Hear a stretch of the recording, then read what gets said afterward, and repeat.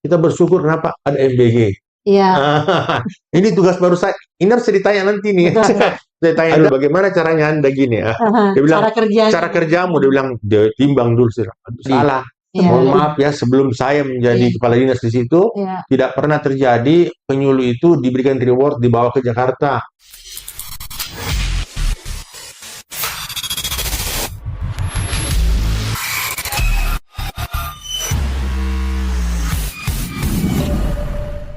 Assalamualaikum warahmatullahi wabarakatuh. Senang sekali kembali lagi bersama dengan Anda di channel YouTube kami ini. Dan banyak informasi selalu kami hadirkan untuk Anda melalui program ini bersama dengan hadirnya narasumber yang tentu saja juga semua keterangan-keterangannya, semua hal yang disampaikan nanti menjadi referensi terbaru untuk Anda. Oke, hari ini di hari yang cerah, saya bersama dengan narasumber yang sudah sering kali menjadi tamu saya. Hari ini kembali lagi bersama saya ada Pak Andi Irwan Bangsawan, MSI. Assalamualaikum, Pak Kadis. Salam, Ida. Gimana kabarnya, Pak? Alhamdulillah kabar baik. Oke, Pak Kadis, Pak Andi Irwan Bangsawan ini adalah Kepala Dinas KB Kota Ya. Makassar. Iya, dan tentu saja juga akan banyak informasi yang bisa disampaikan nanti terkait dengan pengendalian penduduk dan Ya. keluarga berencana Kota Makassar. Nah, Pak Kadis, tema kita hari ini adalah optimalisasi kampung keluarga berkualitas untuk tentu saja peningkatan kesejahteraan warga. Nah, kita tahu bahwa Kota Makassar, kalau tidak salah tahun lalu mendapat penghargaan ya Pak ya untuk kampung KB ini, kampung keluarga berkualitas ini. Dan ini menjadi motor penggerak kampung KB ini untuk bagaimana peningkatan kualitas warga dan tentu saja juga kita ingin mengetahui lebih banyak lagi seperti apa sebenarnya optimalisasi kampung KB ini di tengah-tengah masyarakat. Boleh disampaikan Ya. Pak Kadis untuk membuka? Terima kasih. Assalamualaikum ya. Ya. Kasih Salam. pemirsa ya. Jadi terima kasih sudah diundang di sini. Podcast ini luar biasa. Jadi saya menyampaikan bahwa yang dipertanyakan tadi mengenai kampung KB. Ya. Yang sebagian orang mengatakan bahwa ini kampung keluarga berencana. Nah, kan Padahal salah ya. padahal ya iya. Jadi ini sekarang sudah metamorfosis sejak tahun 2016 ya. Iya, Pada saat itu digaungkan kampung keluarga berkualitas. berkualitas. Nah, tujuan sebenarnya dulu kampung KB, tapi setelah itu terjadi perubahan ke tugas dan kewenangan dari pemerintah, mohon maaf, tentang keluarga berencana, tentang BKKBN, maka dirubah menjadi kampung keluarga berkualitas. Iya. Di mana kampung keluarga berkualitas itu berada di zona terkecil yaitu di kelurahan. Iya. Ya. Di setiap kelurahan itu diwajibkan ada kampung KB, sehingga di Kota Makassar ini ada kampung KB-nya semua, di kelurahan desa semua kelurahan. Nah, kampung KB ini mempunyai fungsi sebagai salah satu sarana pertama komunikasi antara warga. Iya. Warga dengan pemerintahnya, warga dengan warga. Karena mereka kita siapkan satu balai atau sekretariat. Iya. Kemudian di situ kampung KB itu bagaimana meningkatkan kualitas kehidupan masyarakat tersebut, kualitas kesehatannya, kualitas produktivitasnya. Artinya mereka ketika mereka bisa menghidupi keluarganya dengan pekerjaan lainnya, mereka ada tambahan barangkali dari pihak istrinya melakukan pekerjaan. Nah, itu semua menjadi tugas-tugas kita tentang kampung KB tersebut. Ya. Ya. Di setiap kelurahan ada? Setiap kelurahan ada. Kota Makassar. Ya. Nah, sampai sejauh ini Pak, bagaimana sebenarnya setelah melihat kampung KB ini tumbuh, ditangani dengan baik, bagaimana kemudian terlihat di tengah-tengah masyarakat saat ini, warga yang ada di sana, apakah memang kualitas dari masyarakat ini sudah berubah? Ya. Ya. Sejak tahun 2016 dan ada perubahan-perubahan tersebut, ya, memang kita lebih menggerakkan kepada kader-kader. Iya. Ada kader KB, kader posyandu, kader tim pendamping keluarga. Iya. Ini semua berkolaborasi dalam membangun tersebut. Nah, kami ini di DPP KB ada UPT-nya. UPT-nya itu eselon 4, ya UPT di kecamatan. Nah, di kecamatan tersebut kita menggerakkan beberapa penyuluh PLKB dan PKB. Iya. PLKB itulah yang berinteraksi langsung kepada masyarakat. Nah, yang penting pada saat itu diketahui sampai di mana, ya itu sangat luar biasa. Justru kampung KB ini mendukung sebuah kelurahan. Iya. Bahkan kampung KB ini kadang-kadang melebihi daripada tugas ketika kita ada lomba kelurahan, kan ini lomba kelurahan sertai di atas, Iya. di bawah Kampung KB. Nah, jadi ketika lomba kelurahan ini Kampung KB menjadi motor penggerak yang paling utama. Kenapa? Itu bercerita tentang stunting, Iya. menjadi dasar namanya dapur sehat atasi stunting. Ini semua ada semua di situ. Iya. Nah, kemudian bagaimana apa namanya, kita tidak lupakan juga keluarga berencana tersebut. Bagaimana pergerakan keluarga berencana ini bisa berjalan dengan normal. Alhamdulillah Kota Makassar ini kita sudah di angka 90-an lebih persen kualitas kinerja keluarga KB kita. Iya. Kita masuk 3 besar di Sulawesi Selatan. Dan yang kedua, yang perlu saya sampaikan di sini bahwa tadi sampaikan yang sudah pernah kita juara kemarin kan, Iya. juara tingkat provinsi. Provinsi, betul. Kemudian juara harapan 3 tingkat nasional. Iya.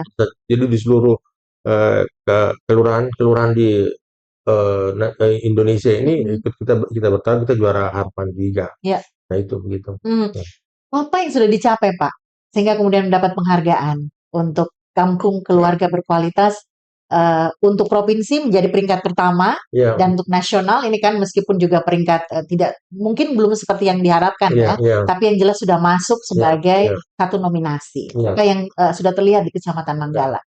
Kecamatan Manggala itu adalah kecamatan yang berbatasan dengan Kabupaten Goa, kabupaten terpinggirkan. Jadi pola kehidupannya itu tergabung antara kehidupan masyarakat kota dan kehidupan masyarakat desa.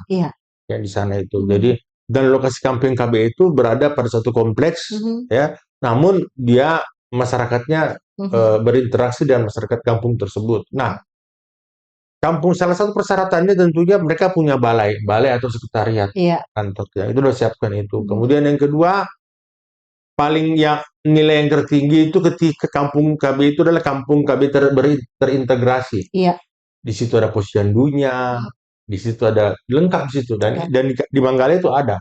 Kemudian yang kedua, bagaimana Poktan ya, Poktan kelompok-kelompok tersebut yang bergerak, yang memberikan apa namanya pertama edukasi dan penyuluh tersebut. Kemudian bagaimana stunting di sana mengatasinya, ya karena kita cukup tinggi juga stunting di Kota Makassar ini, jadi kita apa namanya banyak kegiatan-kegiatan. Utama yang kedua adalah UPPKA. Jadi UPPK itu unit kelompok-kelompok produktivitas. Jadi seperti UMKM. Itu juga kita punya tugas juga itu. Jadi itu KB bukan cerita tentang KB doang, keluarga berencana, tapi dia bercerita tentang sekarang sudah terjadi metamorfosis ke tugas. Jadi sudah berubah tuh. Jadi tugasnya, saya bisa jelaskan sedikit tidak? Tugas KB. Oh ya, harusnya dari pertanyaan enggak Pak. Jadi harus KB ini dulunya adalah apa namanya dikatakan BKKBN. Betul. Badan Koordinasi Keluarga Berencana Nasional, BKKBN. Sekarang kan udah berubah menjadi Kemenduk Bangga. Nah, Kemenduk Bangga suatu kementerian ya. Kementerian Kependudukan Pembangunan Keluarga. Jadi Kemenduk Bangga itu bukan lagi cerita tentang KB, tapi dia cerita tentang pembangunan keluarga. Makanya digaungkan itu Quick Win, itu program Quick Win gitu ya. Quick Win. Sering sekali kita mendengarkan itu, Pak Kadis ya. Boleh sedikit mungkin dipaparkan seperti apa itu Quick Win ini? Jadi Quick Win ini adalah program pemerintah pusat, program nasional yang sudah dijabarkan ke provinsi dan kota, yaitu pertama Quick Win adalah 5 program utama, 5 program strategis yang harus dilaksanakan oleh pemerintah daerah dan provinsi. Yang pertama yaitu Genting. Gerakan Orang Tua Asuh Cegah Stunting. Nah, Genting itu. Di mana maksudnya di sini bahwa setiap anak-anak yang terpapar stunting itu diharapkan ada pendampingan orang tua asuh, dalam hal ini pihak CSR, pihak perusahaan. Alhamdulillah ini dilakukan oleh beberapa hotel di Kota Makassar yang sudah membantu membuat anak-anak stunting itu terbebas dari stunting. Itu bukan cerita tentang 1 minggu, 2 minggu, sebulan. Itu minimal 3 bulan. Jadi kita mewajibkan memberikan makanan selama 3 bulan minimal itu, bahkan maksimal 6 bulan. Kalau 6 bulan kita lihat perkembangan anak tersebut. Yang kedua adalah GATI, Gerakan Ayah Teladan Indonesia. Jadi bahwa 26% lebih di di Indonesia ini bahwa masih ada anak-anak yang kehilangan sosok ayah. Bukan maksudnya apa? Maksudnya sosok ayah itu mereka kehilangan karena apa? Ayah itu tidak hadir dalam misalnya ayah itu hanya pergi kerja Iya, gitu. Nah, jadi momen-momen momen penting penting tidak hadir ketika ayah. liburan Ya, ayahnya nggak ada, sibuk semua. ya, Nah, ini yang kita hadirkan situ mhm, bahwa harus sosok ayah hadir karena apa? Sosok ayah akan memberikan dampak positif terhadap perkembangan anak. Yang ketiga adalah tamasya, iya, taman asuh sayang anak. anak, ya, Nah, tamasya itu adalah taman asuh sayang anak. mhm, Jadi bagi anak-anak eh, yang orang tuanya bukan bukan PAUD ya, iya, bukan PAUD itu non PAUD ini. Orang tuanya yang bekerja diharapkan di kantor dan wilayah tersebut ada ruang bermain anak-anak. oh, iya, Di kantor wali kota. iya, Sekarang lagi dibuat oleh Pak Sekda bagaimana ruang bermain anak-anak itu mhm, Tamasya. iya, Yang keempat, Super AI, aplikasi keluarga Indonesia mhm, sejak sehat. Nah, ini keluarga Indonesia sejahtera. iya, Jadi keluarga Indonesia seperti AI ini belum belum terlaksana karena masih diproses on proses oleh pemerintah pusat. mhm, Yang kelima, lansia berdaya. Nah, ini lansia yang sekolah berdaya. lansia ini Iya, betul, lanjut usia. Kayak saya mhm, ini lagi 3 tahun jadi lansia juga ini. Jadi 60 tahun ke atas gitu. iya, Ya, Bu betul, Ida. Dan itu lansia berdaya inilah nah itu. Nah, itulah yang saya yang disampaikan mhm. tadi bahwa 5 quick win tersebut ya Mhm. begitu. Oke. Tentu saja kita berharap semuanya ini akan berjalan secara optimal ya, Ya, Kang Adis, termasuk juga bagaimana optimalisasi, kampung keluarga berkualitas ini. Di dalamnya ada genting tadi, bagaimana tentang stunting. ya, Nah, sampai hari ini Pak, Makassar kan juga, sedang gencar-gencarnya kemudian untuk bisa mengatasi stunting, yang ya, masih terus sampai hari ini, dari semua, lapisan tentu saja bagaimana ikut serta untuk memerangi, stunting ini. ya, Kondisi sampai hari ini, Pak, ya, bagaimana anak-anak kita ini yang, terindikasi stunting? ya.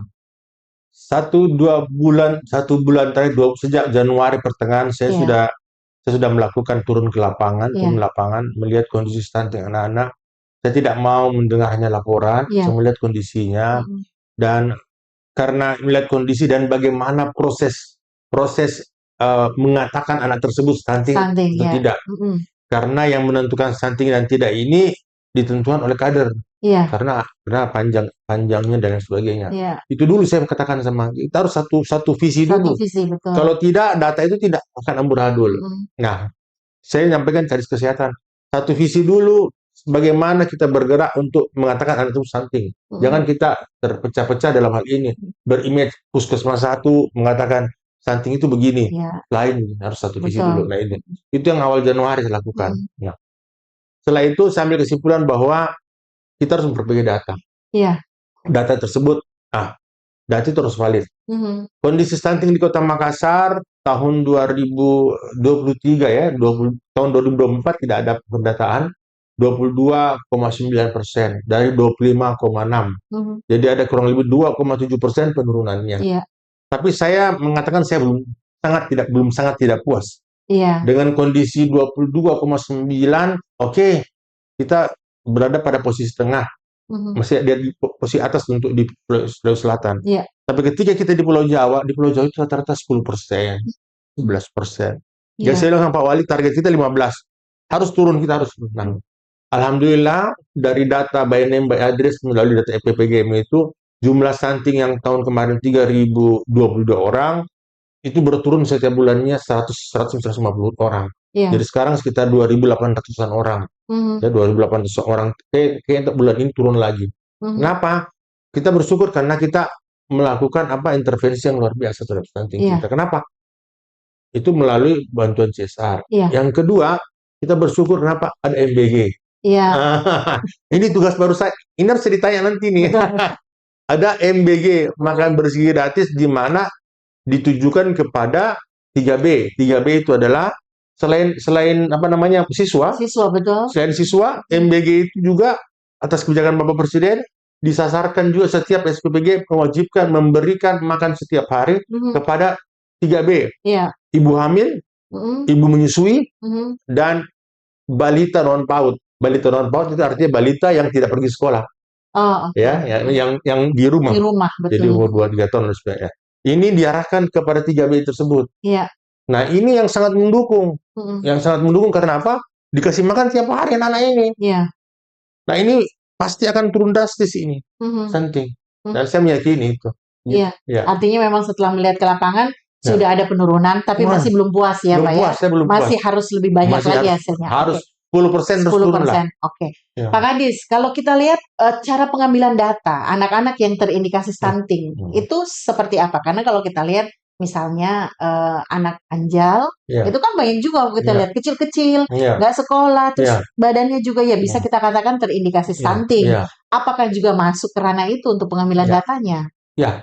Jadi untuk stunting itu sebenarnya kalau BKKBN mengatakan stunting itu intervensinya atau pengukurannya mulai dari dari 2 tahun ke bawah. Oh, oke. Nah, tapi sekarang sudah berubah Iya, menjadi tingkat kemarin dari Dinas Kesehatan mengatakan kita akan mengukur 5 tahun ke bawah. 5 tahun ke 5 tahun ke bawah. bawah Oke. kita anggap itu. Nah, pengukurannya ada kurvanya. Saya juga pulang-pulang, tapi ada kurvanya itu. Mm-mm. Pertumbuhannya gini, dia harus panjangnya begini. Stunting itu masalah panjang, tinggi. Tinggi Jadi ya. saya tidak bilang tinggi, panjang. Ketika bayi kan panjang. Iya, Panjangnya berapa? Bukan tingginya kan? iya, Kalau gue betul. melahirkan itu. Nah, ternyata setelah bahwa saya mengatakan bahwa ini kan anak kita bisa mengukur stunting ketika anak bayi itu keluar. Bagaimana dengan DNA-nya? Iya. Oh, bukan begitu. Ketika anak bayi keluar itu orang belum berbicara DNA. Mm. Kenapa? Karena makanya rata-rata diukur panjangnya. Itu dalam perut itu yang ketika dia harus banyak vitamin seperti itu. Nah, kembali lagi ke situ, cara alat datanya ini, Iya. saya mengatakan sama Ibu Kadis Kesehatan kemarin, ini diperbaiki datanya. Nah, bagaimana cara mengukurnya? Nah, mereka melakukan pertama timbangan. Iya. Jadi saya cuma pakai analisa. Mhm. Jadi dia ditimbang beratnya, kemudian diukur panjangnya. Panjangnya. Nah, saya katakan salah cara penimbangannya, cara pengukurannya. Kenapa? Jangan dulu ditimbang. Mm-mm. Anak bayi kalau dimasuk dulu di timbangan pasti sudah menangis. Iya. Begitu mau diukur pasti sudah mengecil lagi, Iya. pasti dia mengerang terus, Iya, nggak akan betul. normal. Jadi saya bilang, saya sarankan semua mereka lakukan dulu pengukuran. Begitu Pengukuran. anak-anak mau diukur, tidurkan. Dan itu saya coba di Iya. lapangan. Karena kan saya tanya dulu bagaimana caranya Anda gini ya. Dia bilang Cara kerjanya. cara kerjamu, dia bilang dia timbang dulu. Saya bilang, "Aduh, salah. Iya. Ukur dulu karena kan stunting itu kan ukur tinggi panjangnya, Panjang, iya. tingginya. Akhirnya anak bayi tersebut kita dilakukan. Jadi pada saat diukur tingginya, tidur dia tidak menangis. Iya. Kan jadi mesti normal kondisi badannya. Nah, setelah itu sudah menangis, angkatlah di timbangan. Terserah dia menggoyang gimana, yang penting beratnya begitu. Hanya dengan cara begitu saya lakukan dan dilakukan sama teman-teman di lapangan. Bukan terjadi penurunan ya, bukan perbaikan data. Memang perbaikan gizi juga ada. Iya. Jadi itu dan kita ada penurunan yang luar biasa juga, signifikan juga gitu. Oke. Ini juga tentu melibatkan masyarakat penonton kita, Pak Kadis. Sekiranya ada tetangga mungkin yang tidak tersentuh data bahwa mereka tergolong ataupun masuk keluarga yang patut dibantu, indikasi anaknya stunting atau sedang hamil ibunya, ini bisa melaporkannya ke kelurahan mungkin, ke kecamatan. Jadi ibu-ibu hamil itu sudah menjadi bimbingan kami. Iya. Bukan lagi ibu hamil. Mereka mau menikah, calon pengantin, sudah tugasnya DPPKB. Catin itu tugasnya kami. Jadi ketika kita sudah adakan edukasi di KUA. Jadi hadir kami juga di situ. Jadi ketika dia sudah hamil itu harus ada pendampingan. Apalagi kalau masyarakat yang ekonomi lemah ke bawah. Wah, itu harus ada pendampingan, itu wajib itu. Makanya saya sudah tekankan kader-kader harus mendampingi ini. Mendampingi mereka dan lain. Nah, kita lakukan itu. Nah, kemudian dikatakan tadi tidak terdata bahwa yang saya lihat 90% anak-anak stunting itu adalah ekonomi lemah orang tuanya. Memang dan kondisi rumah tidak layak. Jadi makanya di sini namanya kita harus menyasar ke risiko stunting. Jadi kita melihat dulu ada ibu hamil, kondisi rumahnya tidak memungkinkan, maka kita mengatakan bahwa ini beresiko stunting. Jadi kita harus ada intervensi, kasih vitamin dan lain sebagainya. Nah, itu tugas dan kewenangan kami ini di DKB situ tersebut. Nah, itu yang kita lakukan. Karena kalau stunting mau merubah anak-anak itu tidak bisa bilang 1 minggu selesai, panjang banget tidak mungkin kan. Kan setahun baru dia bertambah kan, atau 6 bulan lah dia baru bertambah. Karena dia masa proses pertumbuhan. Nah, ini yang harus kita memberikan perhatian lebih terus kepada hal tersebut begitu. Oke, persoalan anak-anak, balita, stunting, sudah kita sampaikan tadi, bicarakan Pak Kadis. DPPKB juga kan menangani bagaimana remaja ya, Ya, Pak Kadis ya, bagaimana kemudian pengetahuan mereka seperti tadi, Catin, calon pengantin, ini kan masuk juga dinas Bapak untuk kemudian memberikan pemahaman ke mereka, ya, bagaimana persiapan, ya, bagaimana setelah mereka nanti berumah tangga. Ini juga bisa mengantisipasi pernikahan ya, dini begitu. iya betul. Kalau untuk Makassar, Pak Kadis, bagaimana kondisi ini Ya, bisa disampaikan? sebenarnya sih kalau bicara kondisi Mm. mengerikan juga sih Oh, adanya. Makassar. Bukan mengerikan. Data Artinya, ini data. artinya Saya cukup catat. cukup prihatin Ya ya. harus kita harus Oke. harus di treatment khusus ini. Hmm, Data tahun 2022 atau iya. 2023 Mm, eh, dari ada sekitar anak yang lahir, anak pertama lahir itu ada sekitar 8.000, 10.000 melalui 1 bulan itu. iya. Sedangkan data orang yang menikah pada saat itu 313. Hmm. Anak yang lahir per saat itu ada sekitar 7.000, Sekian, ya 8.000. tidak ini ya, Jadi tidak connect. artinya kan kalau ada 300 kan anaknya yang lahir kan paling 300 Iya, juga kan betul. itu. Waduh, Ini ribuan, banyak, ribuan berarti ada yang tidak melalui proses pernikahan. pernikahan. Nah, ini yang menjadi persoalan kita. Nah, ini yang harus menjadi perhatian kita. Iya, Kalau pernikahan itu oke lah, tapi yang tidak menikah bagaimana? iya. Nah ini. Nah Hmm. inilah yang saya mau sampaikan bahwa data tersebut harus kita perbaiki. Nah, tadi Bu bilang tadi itu Iya, remaja. iya, Remaja itu PIKR, iya. ya, Hmm. Pusat Informasi dan Konseling Remaja. Iya, Nah, itu bagian dari Bina Keluarga Remaja. bina keluarga Kami remaja. ada 3 bina, tribina yang kami kalau yang kami tangani tugas kami, Bina Keluarga Balita, Balita, hmm, Bina Keluarga Remaja, remaja, Bina Keluarga lansia. lansia. Oh, oke. Nah, Bina Keluarga Remaja ini bagian dari PKR tadi Hmm. itu, Pusat Informasi dan Konseling. Nah, kita sudah mengembangkan ini di semua kecamatan ya untuk PKR. Remaja-remaja tersebut kita himpun dalam suatu dan kami juga baru ini membuat satu inovasi ya, Hmm. Mak Barani, Makassar Makassar Makassar pokoknya Makassar panjang pokoknya Iya, tentang remaja. tentang remaja. Remaja berprestasi Iya, dan remaja yang melakukan yang inovatif. iya. Nah, ini dikembangkan. Nah, sebentar siang saya akan melonsing itu Oh, di oke. Taman Landria. Hmm. Kita melonsing Barani tersebut menyampaikan tentang bagaimana kita rangkum anak-anak karena kan sekarang banyak persoalan begal Betul. semua kesana semakin banyak ini kami punya tanggung jawab juga. Jadi bukan hanya dinas sosial dan lain sebagainya, Betul. bukan. Kami yang tanggung jawab. Betul. Nah, oleh sebab itu intervensi itu dilakukan. Mhm. Karena kewenangan kami ini hanya 3, KY, komunikasi, informasi, dan edukasi. Mhm. Jadi kami itu harus memberikan begitu. Nah, itu kita lakukan. Nah, fungsi RP itu salah satu cabangnya adalah forum, namanya forum genre. Iya. Forum generasi berencana. Kita Mhm. buat forum genre itu. Mhm. Terdiri dari anak-anak muda, remaja, dan kita bisa langsung sekolah gitu. Mhm. Ke sekolah-sekolah mungkin juga diadakan Di sekolah, penyuluhan pemahaman. penyuluhan pemahaman itu jadi sekolah-sekolah. Bahkan SMA juga kita Iya, intervensi, walaupun bukan kewenangan kita iya. SMA, tapi mereka kan warga Kota Makassar. Mmm, Nah, kita hadir di situ. Terima kasih Pak Kadis, Kadis Pendidikan Provinsi sudah mhm, intervensi juga. mhm. Kita juga harus melihat bagaimana kinerja para penyuluh KB ya Ya, Pak Kadis ya. Bagaimana yang juga menangani PIK-R ini, itu kan harus kita lihat juga kinerjanya ya, mereka. Harus juga SDM-nya diperbaiki begitu ya, Pak ya, agar betul. bisa maksimal ketika menyampaikan Ya, ke anak-anak ini. Seperti apa kalau ya, kondisi di ya. DPP KB Pak?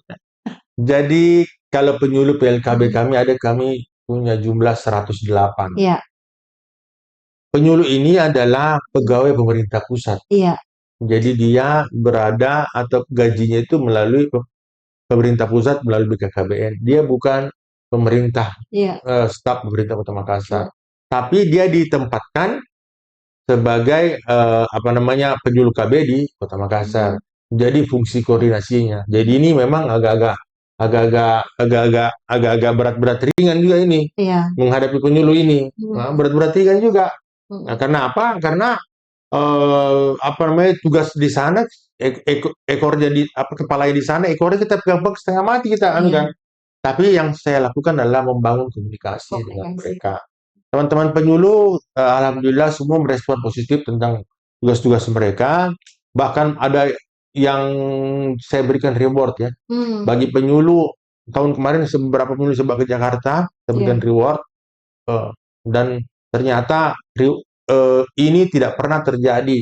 Mohon Sebelum, maaf ya, sebelum saya menjadi iya, kepala dinas di situ, iya, tidak pernah terjadi penyuluh itu diberikan reward dibawa ke Jakarta untuk melihat kondisi di iya, Jakarta. Mereka harus melihat juga dong. Jadi iya. reward itu adalah penyuluh yang berprestasi. Misalnya begini, Manggala. Manggala ini sudah juara Kampung KB. Kita panggil. Mhm, Kita bawa ke Jakarta untuk iya, melihat kondisi Jakarta. Kemudian yang kedua, walaupun mereka sering ke Jakarta, tapi kan dalam kondisi bukan dalam kedinasan. iya, Itu kan kedinasan. Saya bersama saya. Yang kedua, ketika ada juara lagi, juara klinik-klinik, kita panggil penyuluhnya lagi. mhm, Jadi penyuluhnya kita bawa ke Jakarta. Kenapa? Untuk membuka wawasan mereka dan mhm, berikan reward. mhm. Yang ketiga, penyuluh tersebut saya bangun komunikasi kemarin bahwa kita bangun capacity building buat Iya, di Malino tahun lalu ini. Pertama juga nggak pernah dilaksanakan ini. sebelumnya. Sebelumnya, mohon maaf ya, agak sedikit boros sedikit.